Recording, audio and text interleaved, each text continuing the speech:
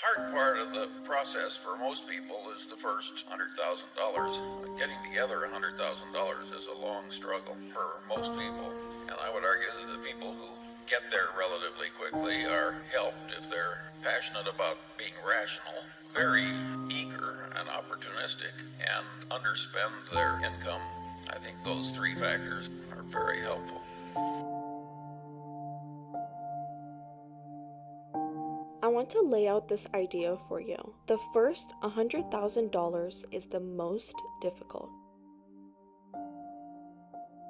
This is both encouraging and discouraging. If you're working extremely hard, it's a reassuring feeling to know that the journey gets easier later on. But at the same time, if it's so hard, why begin in the first place? But let's hope you don't have that philosophy. I believe the idea stems from a Berkshire Hathaway shareholder meeting where Charlie Munger mentions that the first $100,000 is a... Let's look into how that makes sense. When it comes to investing, it seems kind of silly, but first of all, starting and taking the first step and beginning to invest might be the hardest and most important decision.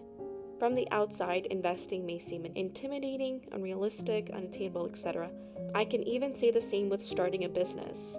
From the outside, everything seems intimidating. Therefore, the first initial step is the most important one. But chances are, if you're watching my video, you've already invested or you're already wanting to learn about it, so I'm not going to dwell on this topic much longer. Consider that first step done. The next step would be to do your own contributions, which is, in a way, the answer as to why the first $100,000 is the toughest.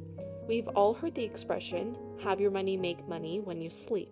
However, that is quite difficult to achieve if you don't have the money in the first place. The initial sum must come from you, yourself.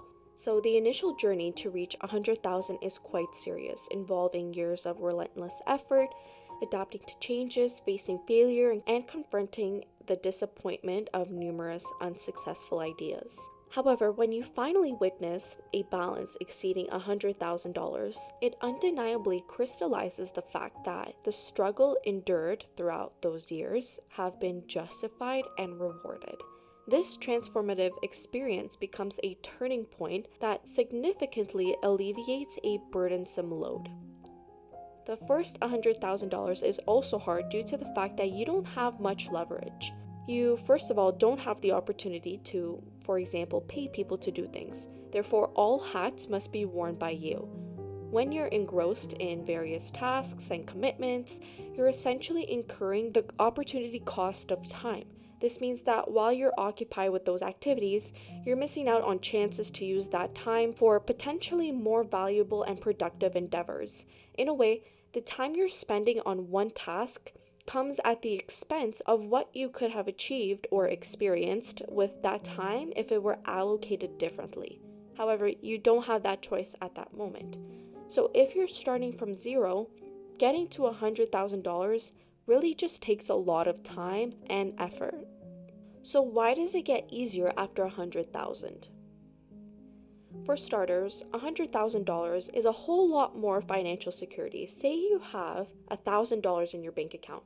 $1,000 compared to $100,000 is 100 times the amount of security. For example, if you were to do that same jump from 100,000, it will land you at 10 million. The feeling of safety allows you to feel more relaxed as you continue in your investment or even entrepreneurial journey. Also considering that it takes a lot of personal time to get to $100,000. Therefore, you can rest assured that after $100,000, you have the opportunity to ease up. For starters, if you are a business owner, after $100K, you have the opportunity to pay people to do various tasks. With this, you are no longer giving away pieces of your day, but instead you're giving away money. And with that, you have more time to do more valuable things. For example, say you spent 4 hours a day answering customer emails. After $100K, you have the opportunity to pay someone $80 for 4 hours. So now you have 4 hours of your day back for $80, and those 4 hours can be spent doing more valuable things like importing meetings, etc. You now have the opportunity to sacrifice 4 hours of email replying, paying somebody else to do it, to have 4 hours of big picture thinking to further grow your company.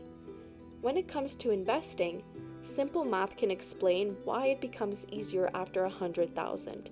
For starters, the 100,000 is the hardest because essentially it takes the longest to achieve. After that, it is an easier road due to compound investing. Take someone who invests $10,000 per year at 7% interest rate. To save up $100,000, it will take 7.84 years. But knowing what you know that the next 100,000 gets easier. And it does. The next 100,000 to 200,000 will take 5.1 years. 300,000 will take 3.78 years. 400,000 will take 3 years. 500,000 will take 2.5 years. Without changing the amount of money invested, making your first $100,000 will always take the longest, as later on your investments begin making money for you. It's important to remember that investing into good investments with good prices is a very important and big reason as to why investors succeed. But another big reason why people make a lot of money in investing is due to time. The earlier you get into the game, the more time you have to compound invest. The book Psychology of Money depicts this concept very well, using Warren Buffett as an example. Buffett's skill may be investing, but his secret is time. If you look at his net worth throughout his life, it looks a little bit like an exponential function, because investing kind of works like one.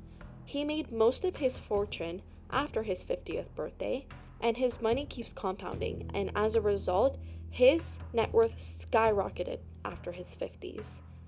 So it's a relief to know that the beginning is the hardest.